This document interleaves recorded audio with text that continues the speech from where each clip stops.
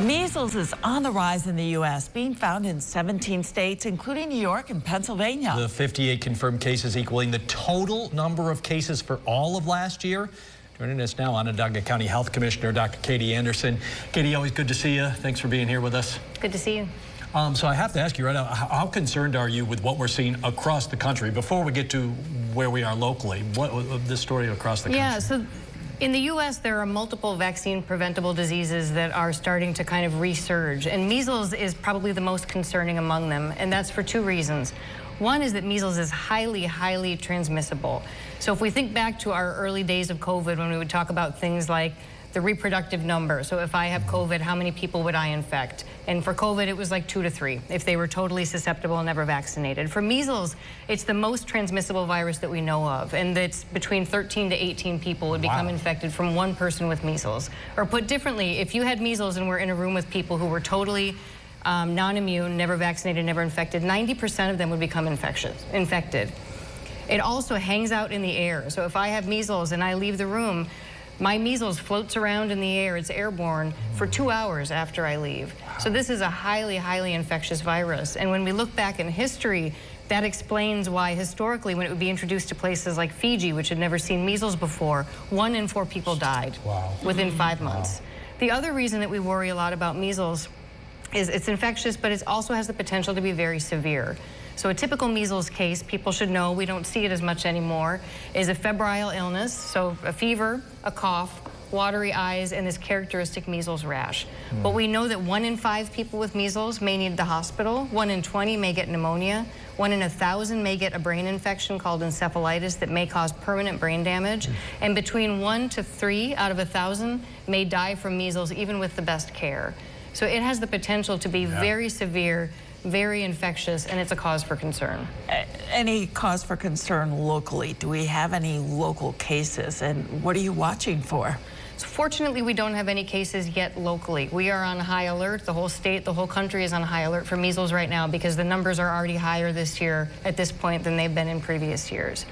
With measles, what we watch is the proportion of people who've gotten their vaccine, because with something as infectious as measles, a really high number, 95% of our population should be vaccinated to stop the spread. In Onondaga County, we're better than some of our neighbors. We're at 88%. But it still means there's gaps. It still means there's opportunity for it to come in. Is that why, or why are we seeing these outbreaks all of a sudden? Like you said, not here, but in other parts of this state and in the country?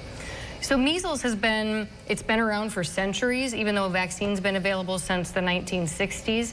It's been circulating around the world. So for decades, we've been seeing intermittent cases come in from travelers who've gone somewhere that maybe they weren't vaccinated and they bring it into the U.S. We're seeing more and more cases now, and that tracks with lower levels of childhood vaccination. It's predictable, but it's totally avoidable.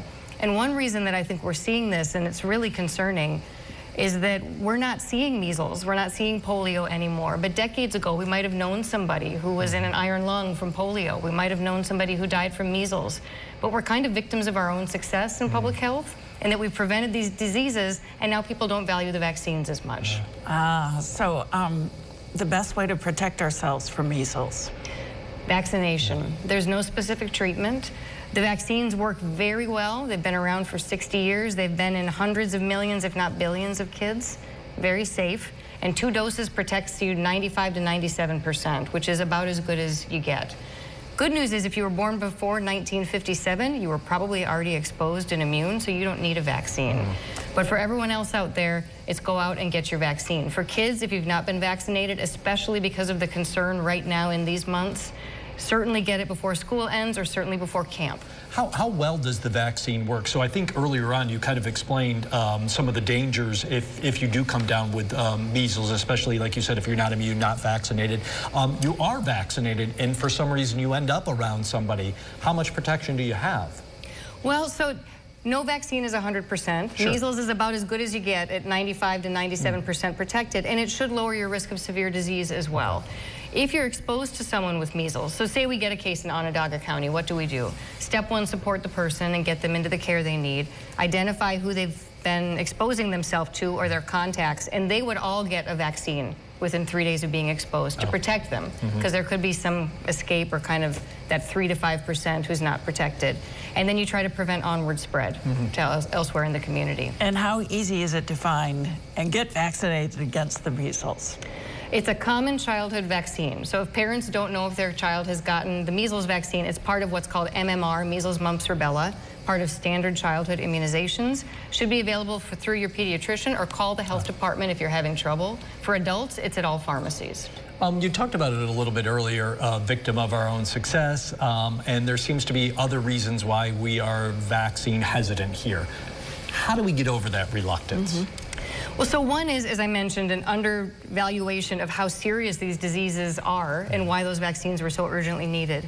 But the other is, especially in those early years of COVID, and now we're seeing the effects, is the amount of confusion, some of it intentional, some of it unintentional, about science, about vaccines. And I want to state plainly, it is normal and it is good for parents to have questions about what they're choosing for their child in terms of treatments, in terms of vaccines. But the information is out there, the history is out there, that these have been around for decades, they're safe, and they prevent horrible diseases that could cause death, deformity. And so I'd encourage parents, in addition to getting vaccines, to educate yourselves and go on things like the CDC website or the American Academy of Pediatrics, because not just measles, but polio and other serious preventable diseases are coming back. Right. And you did mention CDC, and what was the other one? Not just Google and surf around and find whatever you find, right? Social media is one of the biggest culprits for not even just misinformation, disinformation, the intentional sowing of bad information by people who have their own agenda, and it's not child health and welfare. All right, Dr. Katie Anderson, we appreciate you being here. You cleared up a lot of confusion, and hopefully anyone who hasn't gotten vaccinated yet, plenty of reasons you just listed why it's important to do this now, especially before camp. If kids. Thanks, Katie. Appreciate you. All right.